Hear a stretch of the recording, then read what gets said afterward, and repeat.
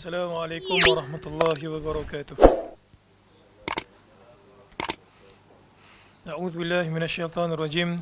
بسم الله الرحمن الرحيم. إن الحمد لله نحمده ونستعينه ونستغفره ونعوذ بالله من شرور أنفسنا ومن سيئات أعمالنا. من يهده الله فلا مضل له ومن يضلله فلا هادي له. جزاك الله خير. ومن يضلله فلا هادي له. أشهد أن لا إله إلا الله وحده لا شريك له وأشهد أن محمدا عبده ورسوله. فإن أصدق الحديث كتاب الله خير الهدى هدى محمد صلى الله عليه وسلم وشر الأمور محدثاتها وكل محدثة بدعة وكل بدعة ضلالة وكل ضلالة في النار. Alhamdulillah, kita bertemu pada malam ini untuk meneruskan siri kuliah ataupun perbincangan berkenaan dengan dosa-dosa besar karangan Al-Imam Az-Zahabi. Mungkin ada sebahagian yang bertanya buku apa yang saya gunakan. Mungkin mereka tidak ada akses ataupun tidak pernah sampai ke Baitul Salam ini.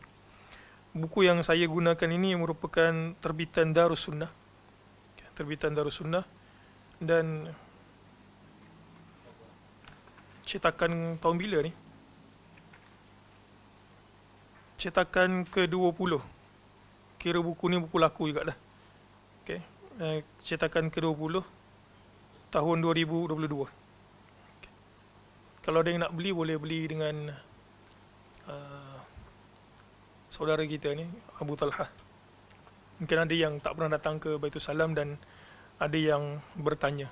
Jadi saya maklumkan. Jadi Alhamdulillah kita telah pun masuk ke dosa besar yang ketiga, iaitu sihir. Dan beberapa perkara telah pun kita sebutkan sebelum kita masuk ke perbahasan sihir ini. Di antaranya adalah ta'rif sihir. Boleh lihat pada rakaman sesi yang lepas. Juga kita sebutkan ta'rif oleh Ibnu Qudamah. Juga kita sebutkan anwa'us sihir, bentuk-bentuk sihir. Ada sihir yang meminta tolong daripada bintang. Ada sihir yang meminta tolong daripada arwah yang berada dekat muka bumi. Arwah itu maksudnya adalah ruh-ruh yang hidup dekat muka bumi ini. Ada sihir pukau. Juga ada sihir yang mengikat pada tali, ataupun kita sebut sebagai al-uqad dalam surah Al-Falaq. InsyaAllah pada bahasan kita pada malam ini akan bermula pada muka surat yang ke-40. Okay, muka surat yang ke-40. Kalau kitab muslim-muslimat tuan-tuan puan-puan sama dengan saya, maka muka surat kita itu adalah muka surat yang ke-40. Dia sebenarnya agak kurang seronok kalau kita mengaji. Kita bukanlah kuliah umum. Kalau kita dapati kuliah-kuliah yang berada kat Malaysia ini ada kuliah jenis umum. Sesekali kadang-kadang tajuknya dipilih. Mungkin disebabkan maslahat ataupun kepentingan tertentu. Contoh macam poligami dalam Islam, gitu kan. Ataupun apa hukum nikah sir, kahwin rahsia. Itu satu mungkin diadakan, mungkin sejam ataupun 2 jam. Dan kuliah kita tak berbentuk seperti itu. Kuliah kita ini lebih berbentuk kepada kajian kitab. Dan kalau nak dibandingkan di antara dua jenis kuliah ini ataupun perbahasan, saya sendiri lebih cenderung kepada berkitab. Jadi dia seronok kalau kita baca, sebab dia juga esok-esok kemudian kita boleh mengajarkan kepada orang lain.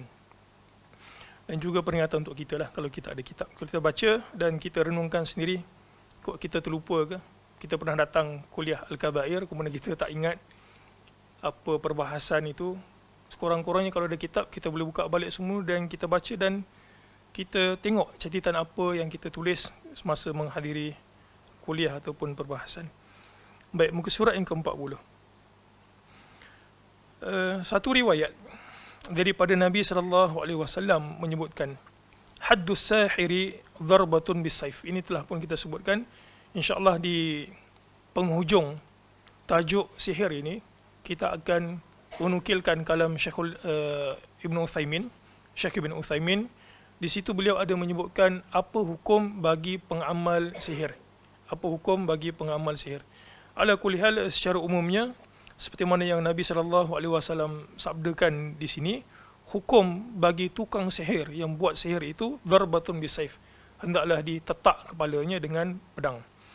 Bajlah bin Abdah berkata, telah datang kepada kami surat dari Umar radhiyallahu anhu setahun sebelum wafatnya beliau, yang isinya, bunuhlah semua tukang sihir, baik laki-laki maupun perempuan. An Abi Musa anna Nabiy sallallahu alaihi wasallam qala, thalathatun la yadkhuluna al-jannah. Ada 3 orang yang tidak akan masuk ke dalam syurga.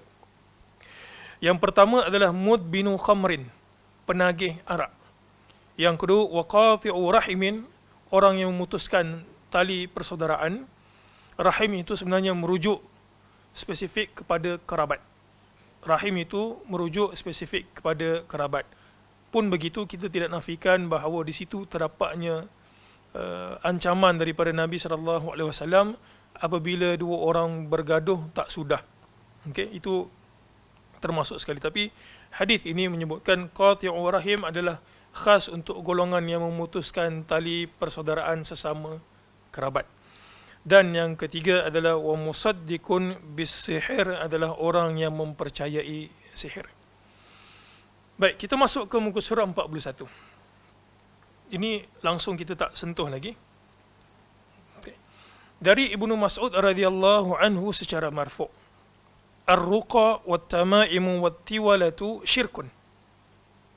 Okay. Abdullah bin Mas'ud radhiyallahu anhu secara marfu' maksudnya disandarkan kepada Nabi sallallahu alaihi wasallam, ar-ruqa jampi, wat-tama'im, tamaim itu maksudnya adalah tangkal, wat-tiwalah, dan tiwalah merupakan suatu kesyirikan. Baik, Al-Imam Az-Zahabi bawa riwayat ini secara sekrat. Riwayat ini disebutkan dalam Ibn Hibban, juga disebutkan dalam beberapa buku kitab hadis yang asli, di antaranya adalah Ibnu Majah. Saya suka untuk bacakan riwayat penuh bagi perkataan Ibnu Mas'ud ini. Baik, di dalam Sunan Ibnu Majah, okay, diriwayatkan bahawa suatu hari Abdullah bin Mas'ud nampak salah seorang daripada isterinya itu mengenakan tangkal. Dan dalam riwayat Ibnu Majah dikatakan isteri beliau bernama Zainab. Okay, Zainab. Kemudian Abdullah bin Mas'ud nampak di, apa kita panggil, tengkuk dia tu, lehernya itu terdapat tamaim ini, tangkal. Lalu Abdullah bin Mas'ud bertanyakan kepada isteri beliau. Katanya, ma hadha? Dia kata, wahai Zainab, ini apa benda ni dekat tengkuk engkau? Kemudian dalam riwayat tersebut, Zainab kata apa? Khaytun ruqiya li fihi. Dia kata, tak ada apa wahai Aba Abdul Rahman, di tengkuk aku ini cuma kita sebut khayt. Khayt ni maksudnya adalah benang. Kan tangkal itu kadang-kadang kita nampak ada benang hitam, kemudian dekat benang hitam tu ada macam satu petak yang terkait dengan benang hitam tersebut. Ini pernah tengok ni? Kadang-kadang orang letak dekat tengkuk, kadang-kadang orang letak dekat pergelangan tangan, dan saya sendiri pernah nampak budak masuk ke masjid. Budak tu memang budak betul lah, umur 1-2 tahun lebih kurang itu, merangkak-rangkak kat masjid. Kemudian saya tengok dekat perut dia tu, bila dia rangkakkan dan terangkat baju dia, saya nampak dekat perut dia tu ada tangkal. Ada tangkal hitam, kemudian ada petak, benang hitam, kemudian ada petak gitu. Jadi itu biasanya diletakkan pada batang tubuh seseorang. Kemudian ketika mana Abdullah bin Mas'ud nampak isterinya pakai tangkal, kita tahu bahawa Abdullah bin Mas'ud ini merupakan sahabat kibar, super senior, yang lama bersama dengan Nabi SAW. Jadi beliau tahu apa hukum mengenakan tangkal sebelum dia sebut perkataan ni lah. Lalu Abdullah bin Mas'ud ambil, kemudian potong tangkal tersebut. Ambil, potong tangkal tersebut. Dalam riwayat lain, isterinya beritahu, dia kata apa punca dia pakai tangkal itu. Dia kata, aku ni selalu sakit mata. Dalam riwayat disebutkan dalam riwayat Ibn Hibban, Dia kata matanya tu seolah nak terkeluar gitu daripada soket mata dia tu kan. Macam nak terkeluar, dia kata, mata aku. Sampailah satu hari, dia kata, satu orang Yahudi bacakan aku ruqyah ini, maksudnya ruqyah. Apa bahasa Melayu ya? Sesuai tak kalau kita sebut jampi? Jampi kot, jampi. Dia kata sampailah Yahudi tu jampi aku dan pakaikan itu. Dia kata mata aku jadi balik. Lalu ada satu perkataan Ibnu Mas'ud yang suka untuk saya sebutkan kat sini, dan biasanya orang akan berhujah dengan hujah ini bila kita kata jangan pakai tangkal, ataupun dia akan sebutkan kesan kalau melepaskan tangkal tersebut. Apa dia? Biasanya kalau kita kata lepaskan tangkal, dia kata inilah punca kenapa sakit aku datang balik bila aku melepaskan tangkal. Perkataan ini juga disebutkan oleh Zainab. Lalu Abdullah bin Mas'ud kata apa? Itu sebenarnya adalah permainan syaitan. Dia hentak-hentak ataupun kacau mata engkau, dan bila si penjampi itu, kita sebut si penjampi itu, membaca jampinya itu Yahudi tersebut, maka syaitan itu pun berhenti mengacau matamu. Baik, kemudian Abdullah bin Mas'ud menyebutkan hadis ini secara marfu' daripada Nabi SAW, ar-ruqa. Dia beritahu isteri dia, ar-ruqa, sesungguhnya jampi-jampi. Ada jampi yang syar'i dan juga ada jampi yang tidak syar'i. Kita akan bacakan nanti syarat-syarat bagaimana nak menjampi yang syar'i, ataupun kita tidak ada kemampuan untuk menjampi, katalah dia memang betul-betul awam, tak tahu nak baca bahasa Arab, dan lidahnya pun lidah yang pelat, dia minta orang jampi. Maka sebelum dia membenarkan orang tersebut jampi ataupun tengah menjampi, perhatikan syarat-syarat berikut. Kalau ada, maka jauhkanlah diri daripada penjampi tersebut. Jadi ar-ruqa kat sini maksudnya adalah jampi yang berbentuk syirik. Wat-tamaim, tangkal. Wat-tiwalah, dan juga at-tiwalah. Apa maksud tiwalah? Ada kat situ bawah itu. Dalam riwayat Ibnu Hibban, isteri Abdullah bin Mas'ud ataupun yang lain juga bertanya kepada Abdullah bin Mas'ud. Dia kata kami tahu ar-ruqa, kami tahu at-tamaim, tapi kami tak tahu at-tiwalah. Tiwalah itu apa dia? Lalu Abdullah bin Mas'ud bagi tahu at-tiwalah itu adalah syai'un tada'uhu an-nisa yatahabbabna ila azwajihin. Dia kata sesuatu yang dikenakan oleh seorang wanita yang menyebabkan suaminya suka kat dia. Suaminya suka kat dia. Mungkin sebahagian orang tertanya-tanya, apa perlu menyebabkan suami, apa perlunya kita buat satu perbuatan nak sihir suami, nak jampi suami supaya suami suka ataupun sayang kat dia? Ada sebab ke kenapa isteri buat seperti itu? Macam mana? Dia takut nak sebut. Dia ada banyak sebab lah kan. Mungkin isterinya ramai, jadi dia nak suaminya itu sayang dekat dia seorang saja, ataupun dia takut suaminya cari lain. Jadi dia pakai at-tiwalah. Dia pakai at-tiwalah. Jadi Abdullah bin Mas'ud bagi tahu at-tiwalah itu adalah suatu benda yang dikenakan oleh seorang wanita supaya suaminya suka dekat dia. Ataupun boleh jadi juga seperti mana yang dinyatakan, tiwalah adalah jenis sihir yang bisa ataupun boleh menumbuhkan rasa cinta dari seorang wanita kepada laki-laki, ataupun sebaliknya. Laki-laki tu pakai sebab apa? Dia nak perempuan yang dia suka tu, dia punya crush. Crush tahu kan? Crush. Orang yang dia minat secara senyap-senyap, suka kat dia, boleh kahwin. Ataupun sebaliknya. Ketahuilah bahawa cinta yang seperti ini, cinta apa? Cinta dengan menggunakan jampi merupakan satu bentuk kelemahan. Cinta seperti ini merupakan cinta yang lemah, sangat lemah. Kerana apa? Dia bergantung kepada sesuatu yang juga sangat lemah. Sebab kalau kita telah pun berlalu perbahasan demi perbahasan kita sebutkan tentang sihir ini, di antara bentuk sihir itu adalah dia bergantung kepada syaitan. Sedangkan seorang mukmin itu sepatutnya bergantung kepada Allah Subhanahu wa taala memberikan segalanya. Itu sebab Allah Taala sebut dalam Al-Quran, la yuflihus sahiru haitsu ata. Sihir ini daripada mana pun dia datang, dia tidak akan berjaya. Daripada mana ia datang, ia tidak akan berjaya. Kalaulah kecintaan itu terbina di atas sihir, pakai tangkal dan pakai tangkal, maka ketahuilah kecintaan itu merupakan kecintaan yang palsu. Dengan hilangnya tangkal, dengan hilangnya sihir ataupun ditelah kuasanya itu hilang, maka kecintaan terhadap orang tersebut juga hilang. Akhirnya Abdullah bin Mas'ud, kita sambung balik semula dalam riwayat tadi itu. Akhirnya Abdullah bin Mas'ud bagi tahu dekat isteri dia apa yang lebih baik daripada mengenakan tangkal. Apa yang lebih baik daripada mengenakan tangkal? Nak sembuh ke? Nak orang suka kat kita ke? Apa yang lebih baik daripada tangkal? Jawapannya adalah, salah satunya adalah dengan doa. Dengan doa. Abdullah bin Mas'ud mengajarkan, ini merupakan salah satu sebab kenapa Abdullah bin Mas'ud menyatakan doa ini daripada Nabi SAW. Dia kata, Nabi ini SAW, kalau sakit, Nabi akan bacakan doa ini. Apa dia?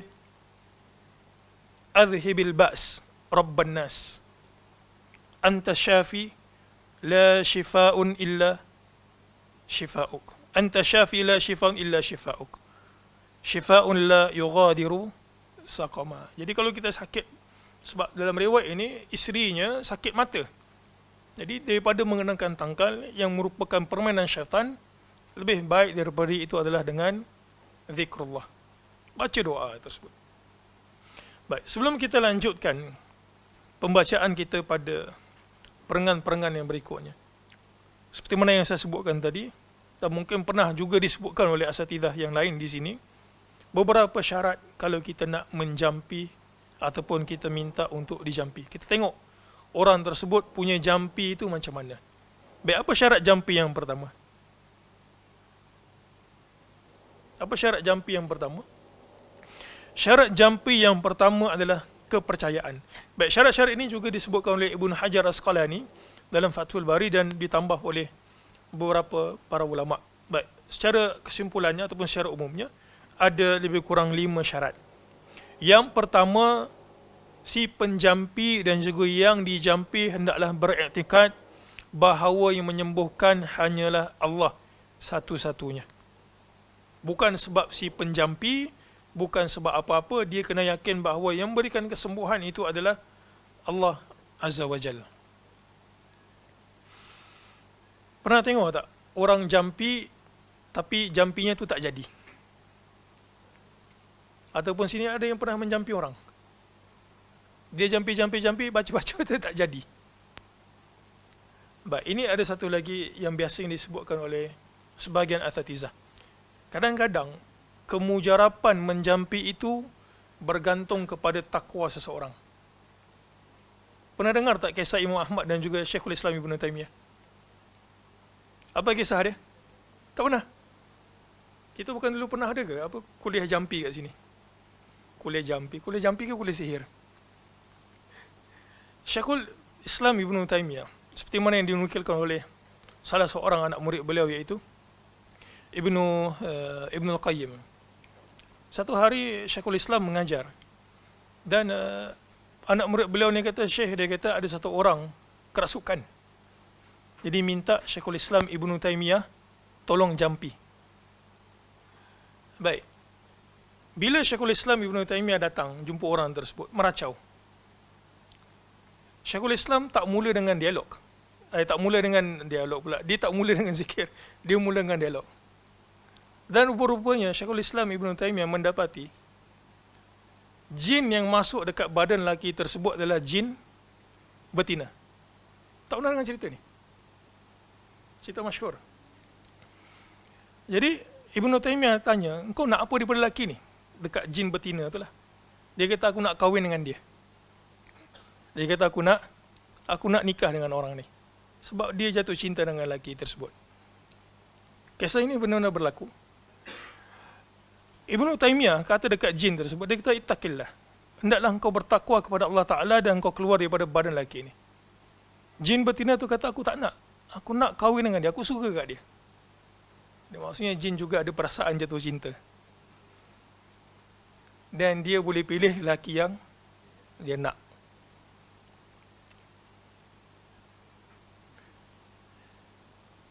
Kenapa? Sebab ada orang yang tak pernah dikacau, tapi ada orang sering kali dikacau.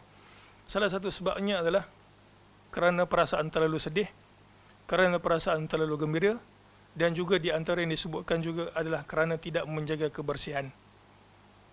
Itu merupakan salah satu daripada banyak punca seorang itu boleh kerasukan. Jadi ringkas cerita, Syekhul Islam Ibn Taymiyah kata, kau tak nak keluar. Lalu apa yang dibuat Ibn Taymiyah? Apa gagak Ibn Taymiyah buat dekat jin ini? Ada orang dialog sampai 2-3 jam gitu kan, dialog bosan mungkin. Kita marilah kita berborak. Sampai 2-3 jam. Ibn Taymiyah ambil sebatang kayu. Dia pergi katuk dekat kepala lelaki itu. Sampai lelaki itu jatuh pingsan.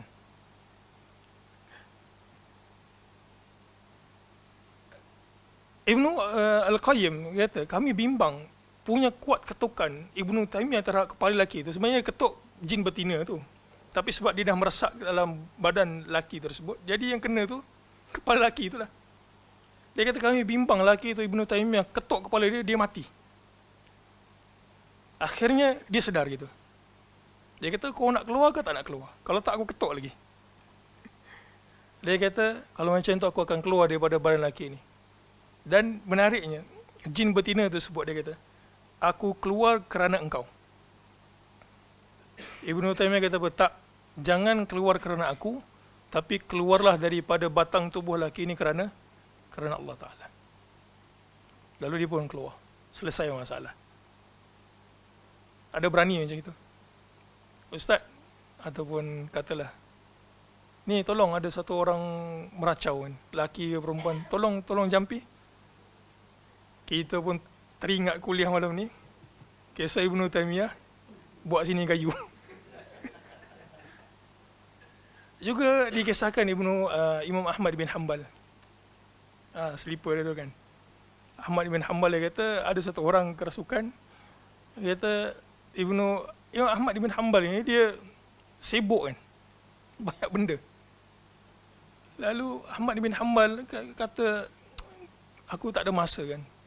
Ada orang kerasukan. Ahmad bin Hanbal bagi apa kat dia? Bagi slipper dia. Bagi saya kata, jangan kau panggil Ahmad, dia kata. Aku keluar. Tunjuk slipper je gitu.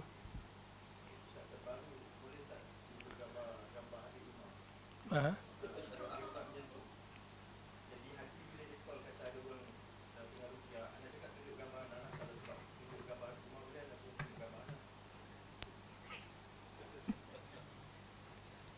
Allahu a'lam. Takut dia itu cinta pula. Baik, itu satu syarat pertama. Ya, kita nak sebutkan kadang-kadang bergantung kepada takwa seseorang. Yang kedua, mestilah dalam bahasa Arab seperti mana yang Ibn Hajar sebutkan, mestilah dalam bahasa Arab dan mestilah benda tersebut difahami maknanya. Jadi kalau dia guna bahasa Sanskrit ke bahasa apa, kita tak faham, maka itu merupakan salah satu daripada ciri-ciri ruqyah yang tertolak. Yang ketiga,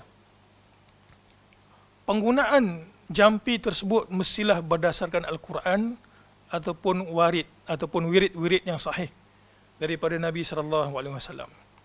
Bahasa Arab, kita faham bahasa apa yang dia pakai.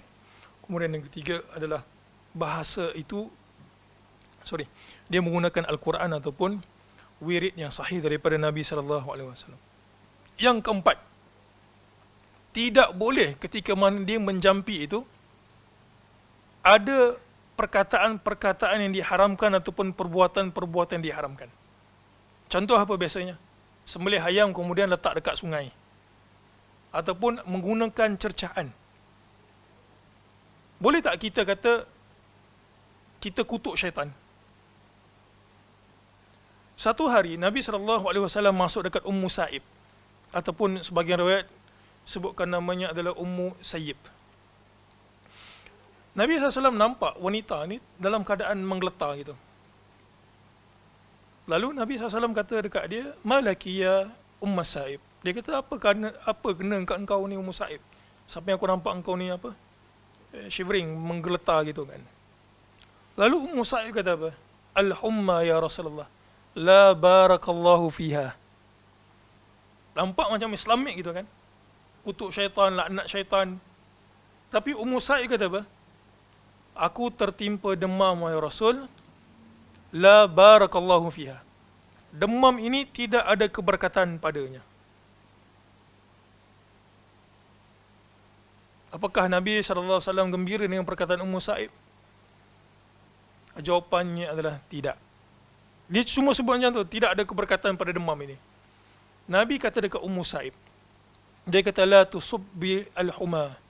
Dia kata, "Wahai Sa'ib, jangan engkau cerca demam." Demam pun Nabi SAW tak bagi cerca.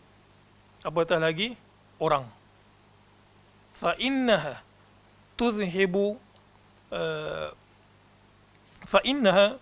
tudhibu as-sayyi'at, ataupun fa innaha tudhibu al-khataya. Sesungguhnya demam itu akan menghilangkan ataupun sebagai kafarah bagi suatu dosa ataupun kesalahan. Jadi tidak boleh mencerca demam. Kenapa kita sebutkan perkataan ini? Kerana kalaulah satu orang itu menjampi, tiba-tiba dia kata laknat syaitan, laknat jin, laknat si fulan, itu tak bagus, ini tak bagus, itu juga adalah satu benda yang tidak syar'i.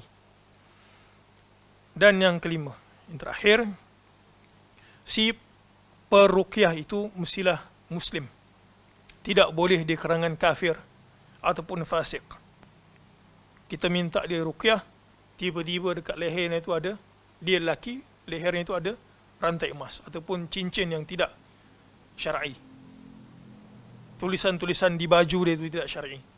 Maka tidak boleh. Ini berdasarkan firman Allah Subhanahu wa taala, "Innama yataqabbalullahu minal muttaqin." Sesungguhnya Allah hanya menerima daripada orang-orang yang bertakwa.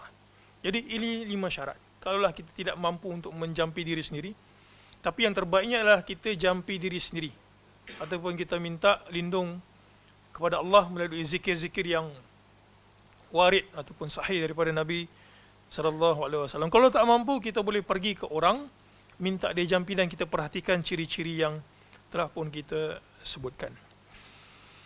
Baik, ketahuilah bahawa kebanyakan dosa-dosa besar, bahkan pada umumnya tidak diketahui keharamannya oleh mayoritas kaum muslimin. Mereka tidak menemukan seorang yang melarang atau mengancam akan bahaya sihir. Oleh kerana itu, para alim ulama jangan terburu-buru menyalahkan orang yang tidak mengetahui hukumnya. Seharusnya ia bersikap lemah lembut kepada mereka dan mengajarkan sesuatu yang telah Allah ajarkan kepadanya. Terutama apabila mereka hidup di alam kebodohan, misalnya hidup di negeri kafir yang sangat jauh, kemudian mereka ditawan dan dibawa ke negara Islam. Faham pernyataan ini? Imam Az-Zahabi cuba sampaikan kepada kita, apa yang beliau cuba sampaikan kepada kita. Beliau menyebutkan pada muka surat 40 tu, dalam buku kita ini, riwayat orang yang melakukan sihir, maka hukumnya adalah dibunuh. Jadi perenggan ini cuba nak bagi tahu kat kita, jangan mudah-mudah bila kita nampak orang tersebut melakukan sihir, kita kata apa? Dia ini kafir dan wajib dibunuh. Kita kena verify dulu.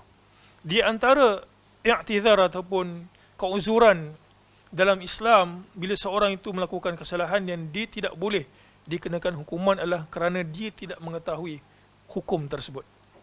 Dia tak tahu benda tu haram ke halal, tapi tradisi datuk nenek dia buat, maka dia pun buat. Pernah tengok tak orang buat jampi, ketuk paku dekat kayu untuk menghilangkan sakit gigi? Macam mana? TV3 dah masuk. Saya pernah jumpa depan mata saya. Orang tersebut perempuan lah, tua dah. Dia kata dia ni bomoh kat kampung tu lah. Salah satu dia punya expertise adalah menghilangkan sakit gigi. Jadi tak payah pergi hospital, jimat. Kita tanya macam mana dia buat. Ambil kayu, kemudian ambil paku dan ketuk dekat kayu tersebut. Selagi mana tidak dicabut, maka giginya tu sentiasa akan dalam keadaan baik dan tidak sakit. Jadi mungkin dia tu tak tahu kan. Dia tu tak tahu. Baik, ini dia mungkin termasuk dalam perkataan Az-Zahabi ini. Misalnya, seperti bangsa Turki yang musyrik, yang tidak mengerti bahasa Arab. Kemudian, pemimpin bangsa Turki yang tidak memiliki ilmu dan pemahaman terhadap Islam. Kemudian, dengan kesungguhannya, ia mengucapkan 2 kalimah syahadah dan mempelajari bahasa Arab sehingga mengerti makna dari 2 kalimah syahadah tersebut setelah mempelajarinya siang dan malam. Apabila seperti ini, maka segala puji hanya bagi Allah. Baik. Setelah mengucapkan 2 kalimah syahadat, terkadang ia menunaikan solat, terkadang tidak. Orang baru masuk Islam, baru mengenal agama. Jadi dia tertarik dengan Islam, dia mengucap 2 kalimah syahadat. Jadi kadang-kadang datang malasnya itu, solat, kadang-kadang tidak solat. Terkadang ia bisa menghafal surah Al-Fatihah dalam waktu yang cukup lama. Hal ini bisa terwujud ketika gurunya memiliki sedikit ilmu pengetahuan agama. Akan tetapi, apabila gurunya sama dengan dirinya, itu sama-sama tidak berilmu, maka bagaimana mungkin orang yang bodoh seperti ini akan mengenal syariat-syariat Islam dan mengenal dosa-dosa besar kemudian menjauhinya? Dari mana ia bisa mengenal kewajipan-kewajipan kemudian melaksanakannya sehingga akhirnya ia mengetahui dosa-dosa besar yang akan membinasakannya kemudian mewaspadainya, serta bisa mengetahui rukun-rukun dari perkara-perkara yang diwajibkan kemudian diyakininya, yang pada akhirnya akan membuat dirinya menjadi orang yang beruntung. Hal seperti ini jarang sekali terjadi. Oleh kerana itu, sudah sepantasnya bagi seorang hamba memuji Allah Subhanahu wa taala atas kurniaannya. Jika dikatakan, dia kata, engkau dah tak tahu hukum sihir ni haram, akan dipenggal kepala. Kenapa tak belajar? Kenapa tak pergi berguru? Baik, jika dikatakan ini kesalahannya kerana ia tidak pernah bertanya kepada orang lain tentang sesuatu yang menjadi kewajipannya, kita menjawab, inilah yang diketahuinya. Ia tidak mengetahui bahawa ia harus bertanya kepada orang yang berilmu. Dia memang jahil murakab. Tahu jahil murakab? Double jahil. Apa kalau bahasa Melayunya? Apa? Orang Kedah sebut apa? Jahil murakab ni. Gitulah. Piang. Mangkuk tingkah. Gitulah lebih kurangnya. Barang siapa yang tidak diberi penerangan oleh Allah, maka tidak ada penerangan baginya. Sesiapa pun tidak akan dianggap berdosa, kecuali untuk orang-orang yang telah mengetahuinya dan telah ditegakkan hujah kepadanya. Allah Maha Lembut dan Maha Penyayang kepada hamba-hambanya. Allah Ta'ala berfirman, وَمَا كُنَّا مُعَذِّبِينَ حَتَّى نَبْعَثَ رَسُولًا. Kami tidak akan menyiksa sebelum kami mengutus seorang Rasul. Beberapa tokoh sahabat yang mulia pernah berada di negeri Habsyah, Ethiopia. Kemudian turunlah beberapa kewajipan dan larangan kepada Nabi SAW. Kemudian larangan tersebut tidak sampai kepada mereka kecuali telah berlalu beberapa bulan lamanya. Dalam beberapa bulan tersebut, mereka menjadi orang yang mendapat uzur. Maksudnya, sahabat ini berpecahan serata tempat. Mungkin sebab dakwah, mungkin sebab pekerjaan dan sebagainya. Mungkin sebab perang juga. Maka, ada keadaan di mana syariat telah pun turun kepada Nabi SAW yang tidak diketahui oleh sahabat yang berpergian tersebut. Maka selagi mana sahabat yang berpergian tidak mengetahui hukum baru telah pun diturunkan kepada Nabi SAW, mereka melakukan kesalahan, kesalahan tersebut adalah dianggap sebagai suatu keuzuran. Tidak diberikan hukuman kepada mereka. Jadi itu maksud Al-Imam Az-Zahabi. Wallahu a'lam. Baik, syarah muka surat 42. Syekh Uthaymin, ini syarah diambil daripada Riyadhus Salihin, berkata, sihir adalah suatu perbuatan dilakukan tukang sihir dengan menggunakan tali-tali, jampi-jampi dan tiupan-tiupan untuk menimpakan kecelakaan kepada orang disihirnya. Kita sebutkan kenapa orang ini patut dibunuh. Satu, kerana dia buat kesyirikan. Dan kita tahu hukum hudud bagi orang yang syirik adalah dibunuh. Kemudian, dia telah pun menzalimi orang lain. Syirik merupakan salah satu bentuk kezaliman kepada orang lain. Dia lemah sebenarnya, dia ada hasad dengki, dia tak dapat nak capai orang tersebut, dia gunakan sihir. Sihir ini satu perkara yang gaib, tak nampak. Kalau buat depan-depan, mungkin kalau berlawan, bertarung, dia kalah. Dia tu lemah, orang tak suka kat dia, dia nak bagi orang suka kat dia. Macam mana nak suka? Pakaiannya compang-camping. Kita tak bicara tentang orang yang tidak berharta. Maksudnya, ada orang yang berharta tapi pakaian tetap compang-camping. Pengotor, tak terurus. Dia punya mulut sikit-sikit cercaan. Macam mana orang nak suka kat dia? Tapi dia nak orang suka kat dia, orang dia minat, dia gunakan sihir. Jadi ia selain daripada syirik, sihir juga merupakan salah satu bentuk kezaliman terhadap makhluk Allah dekat muka bumi ini. Itu yang demikian, syariat menyebutkan mereka ini dipenggal kepalanya.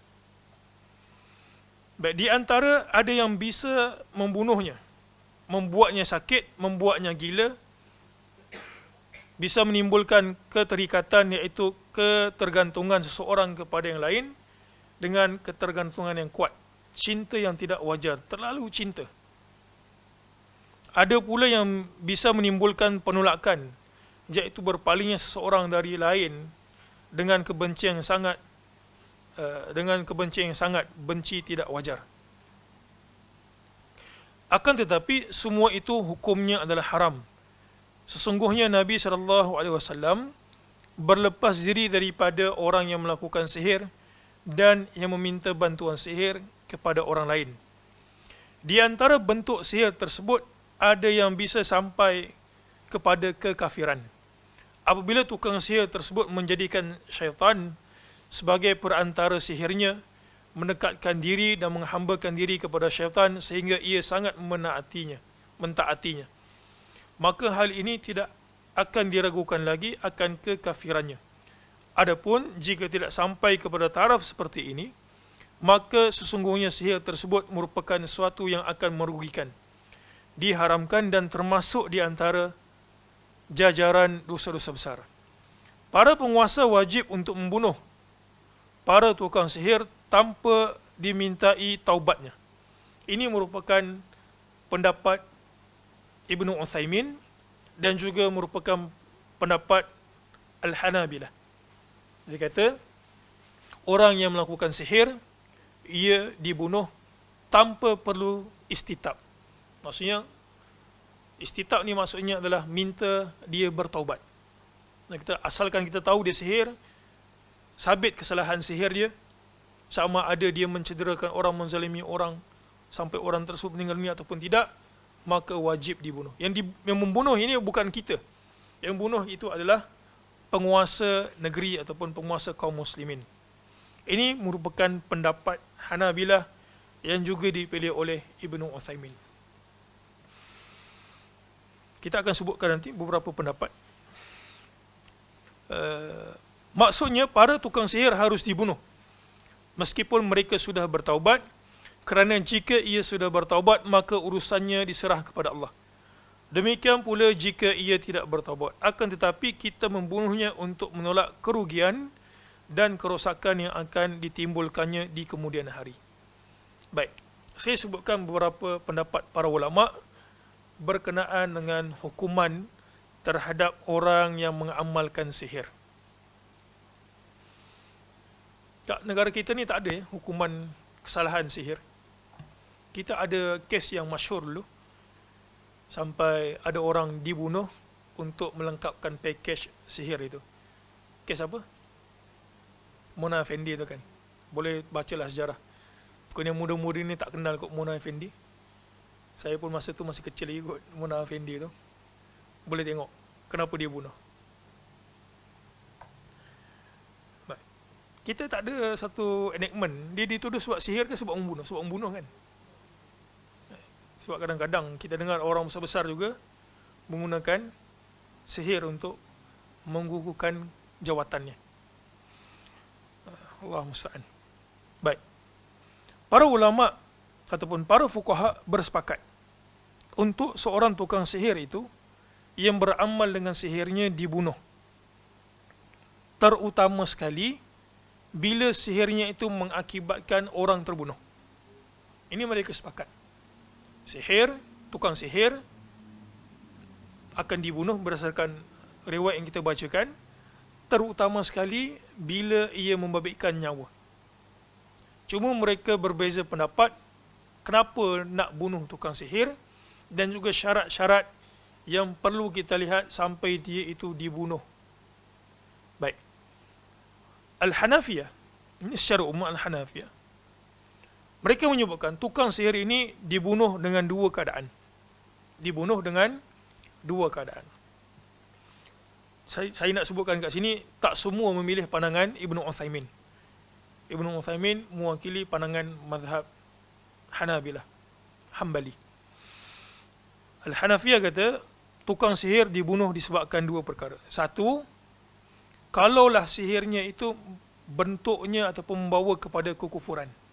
Contoh, dia gunakan Quran sebagai alat sihirnya, dia cerca Quran ataupun palitkan Quran itu dengan najis, campak di tempat kotor. Itu merupakan bentuk kekufuran.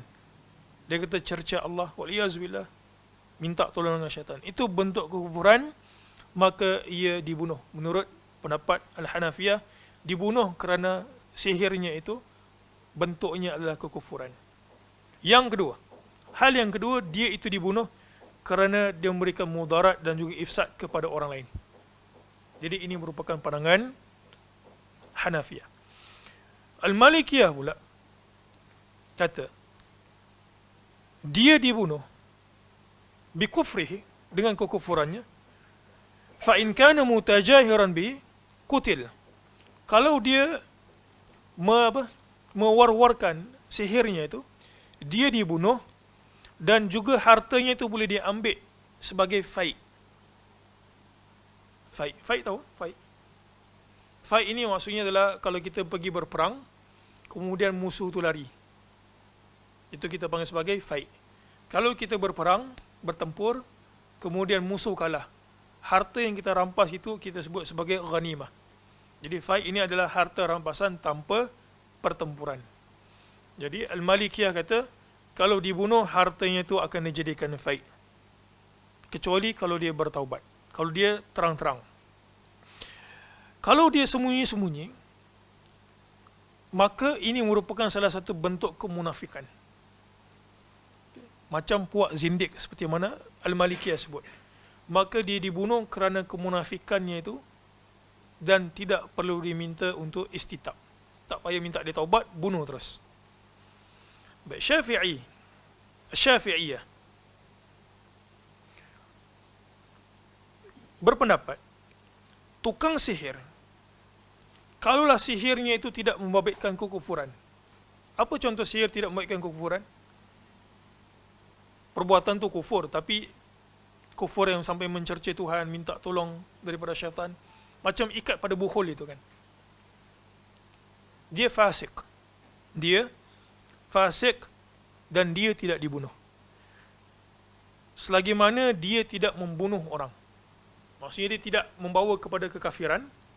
Bawah maksudnya terang-terang kafir, tapi dia bentuk fasik macam dia sihir suami dia, tidak membabitkan kesyirikan kepada Allah Ta'ala. Dia fasik. Dan dia tidak dibunuh kecualilah disebabkan sihir dia itu ada orang meninggal dunia. Ataupun sabit dia itu memang intention nak pergi bunuh orang melalui sihirnya, maka dia akan dibunuh. Itu pendapat Asy-Syafi'iyah.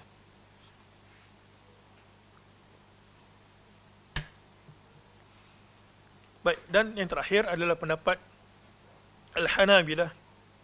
As-sahir yuqtal haddan. Tukang sihir dibunuh kerana sebagai hukuman had. Hukuman hudud. Kita sebutkan tadi syirik, dan mereka meletakkan dua syarat kalau nak bunuh.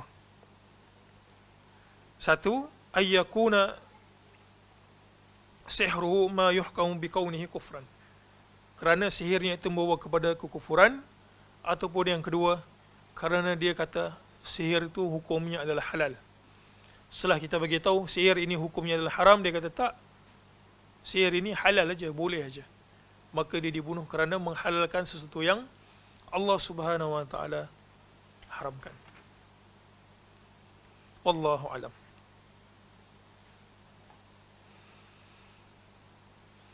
Baik, pada muka surat berikutnya.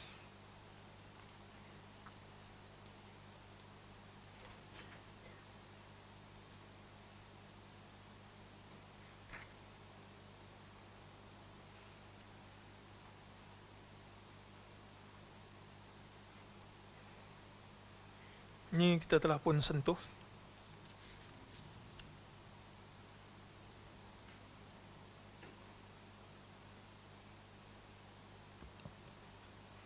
Berkenaan dengan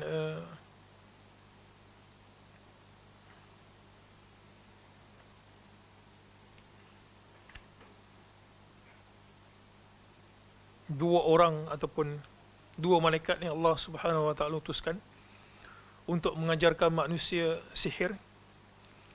Pada sesi yang lepas kita katakan para ulama tafsir berbeza pandangan dalam surah Al-Baqarah ayat 102 itu. Apakah Harut dan juga Marut merupakan malaikat ataupun manusia? Syekh Ibn Uthaymin memilih bahawa Harut dan juga Marut merupakan malaikat yang Allah Subhanahu wa taala utuskan untuk mengajarkan manusia sihir sebagai ujian.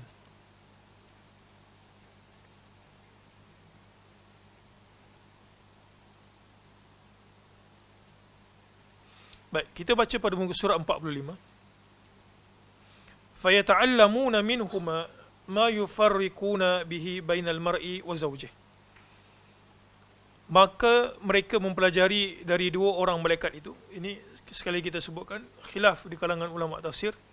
Ada yang mengatakan Harut Marut itu, ini kebanyakan mereka mengatakan Harut Marut adalah malaikat. Sebahagian lain kata tak, dia sebenarnya adalah manusia ataupun jin.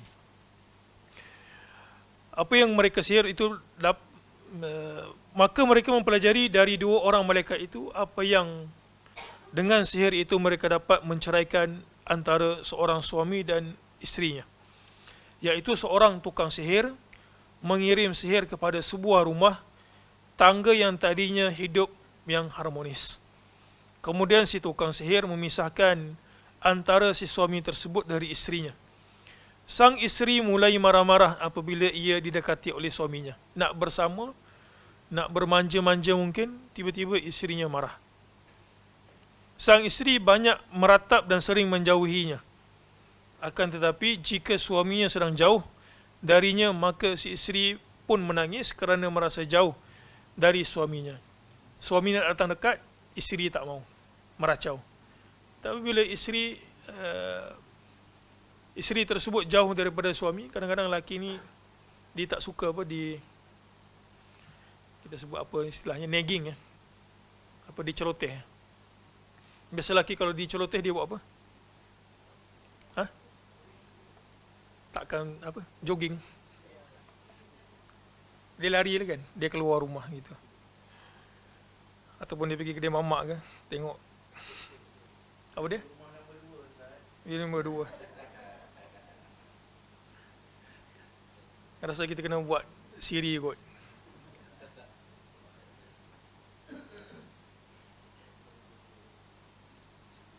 Saya nak sebut juga tapi mungkin tak cukup masa. Ataupun tak layak gitu. Macam mana boleh masak tambahan? Janganlah. Sebelum datang sini terfikir juga nak mengulas isu tu kan. Tapi ditahan. Next time insyaAllah. Macam mana? Stres nanti tahan.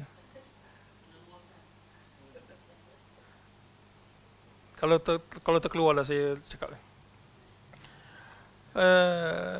Nanti saya pula kena kritik kan.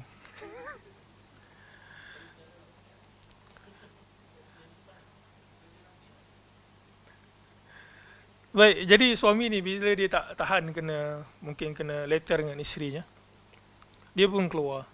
Tapi bila suami tu jauh dengan isteri pula rasa rindu. Jadi ini merupakan salah satu ciri yang dia itu mungkin terkena sihir. Sebab suami yang soleh, patut mengajarkan si isi rumah itu bagaimana cara untuk ta'awudz dengan Allah Subhanahu wa taala, ataupun meminta perlindungan daripada, meminta pertolongan dengan Allah Subhanahu wa taala daripada perkara-perkara yang tidak sepatutnya.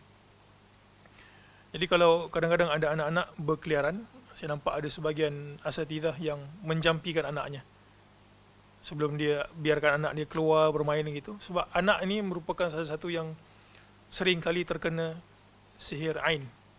Jadi dia akan ta'awudz dulu anak tersebut.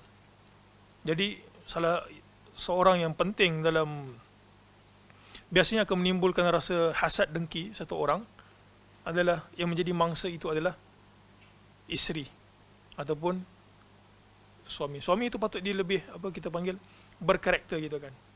Ada agama, tahu macam mana nak mengendalikan urusan rumah tangganya. Dia patut belajar agama untuk melindungi diri dia. Kalau dalam bab ini adalah dia tahu bagaimana untuk mengelakkan benda ini berlaku. Dan isterinya pula, dia kena ajar isterinya bagaimana untuk mengelakkan benda ini daripada berlaku. Kadang-kadang ada orang yang mungkin isterinya tu tak berapa nak indah lah mungkin. Dia tengok isterinya entah tak berapa nak cantik ataupun indah, perangai pula hodoh. Sebagian orang dia berlaku kepada semua ni. Laki pun ada, perempuan pun ada. Ini bukan apa kita panggil seksis ni. Seksis ni bahasa kita. Seksis. Seksis ni maksudnya gender bias ni. Seksis.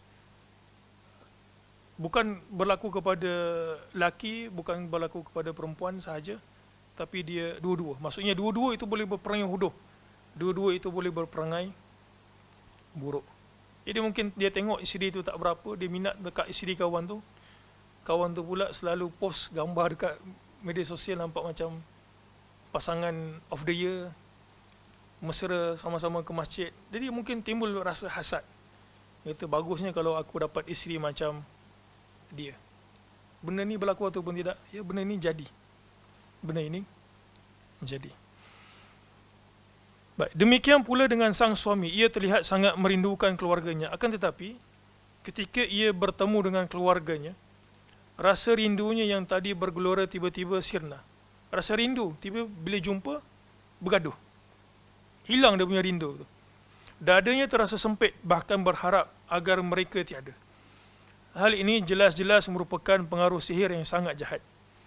Kemudian Allah Subhanahu wa taala berfirman, "Wa ma hum bidarrina bihi min ahadin illa biiznillah."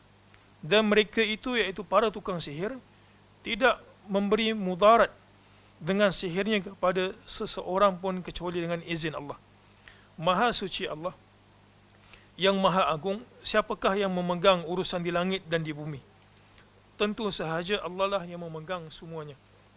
Walaupun para tukang sihir dan syaitan-syaitan bersatu padu untuk mencelakaimu, tetapi jika Allah tidak mengkehendakinya, maka mereka semua tidak akan bisa menampakkan keburukan kepadamu. Wallahu a'lam. Ringkas kata pada muka surat 47. Kita potong sikit sebab benda ni telah pun kita huraikan masa muqaddimah berkenaan dengan dosa sihir. Ringkas kata bahawa sihir termasuk di antara jajaran dosa-dosa besar yang terkadang bisa menyeret kepada kekafiran. Hukuman bagi orang yang mempelajari ilmu sihir adalah dibunuh. Apakah ia telah menjadi orang kafir disebabkan ilmu sihirnya ataupun belum? Hal ini berdasarkan sabda Nabi SAW, hukuman bagi tukang sihir adalah dibunuh. Dalam riwayat lain disebutkan dipenggal lehernya. Kita memohon kepada Allah Ta'ala agar melindungi kaum muslimin dari kejahatan mereka dan agar tipu daya mereka dikembalikan kepada diri mereka sendiri. Semoga Allah memantapkan kami dan kalian semua untuk mempelajari doa-doa atau wirid-wirid syar'i yang dengannya seseorang bisa terlindung dari musuh-musuhnya dari kalangan syaitan dan manusia. Jadi Syekh Ibn Uthaymin tutup setelah perbahasan tentang sihir ini, beliau memberikan pesanan kepada kita. Salah satunya adalah kita hendaklah melazimi zikrullah. Kerana dengan melazimi zikrullah, itu merupakan salah satu punca kita ini tidak terkena sihir. Dan kita sebutkan orang-orang soleh juga tak terlepas daripada terkena sihir. Siapakah yang lebih soleh daripada Nabi SAW yang terkena sihir? Labid, ataupun sebagian menyebutkan Labid ibnu Al-Asam. Siapakah wanita di kalangan kita ni yang mungkin tidak mencapai darjat Aisyah radhiyallahu anha? Pun begitu, Aisyah juga terkena sihir oleh jariyahnya. Jadi wallahu alam, itu sahaja untuk minggu ini. InsyaAllah kita akan sambung pada sesi yang akan datang. Subhanakallah wa bihamdik, asyhadu an la ilaha illa an, astaghfiruka wa atubu ilaik.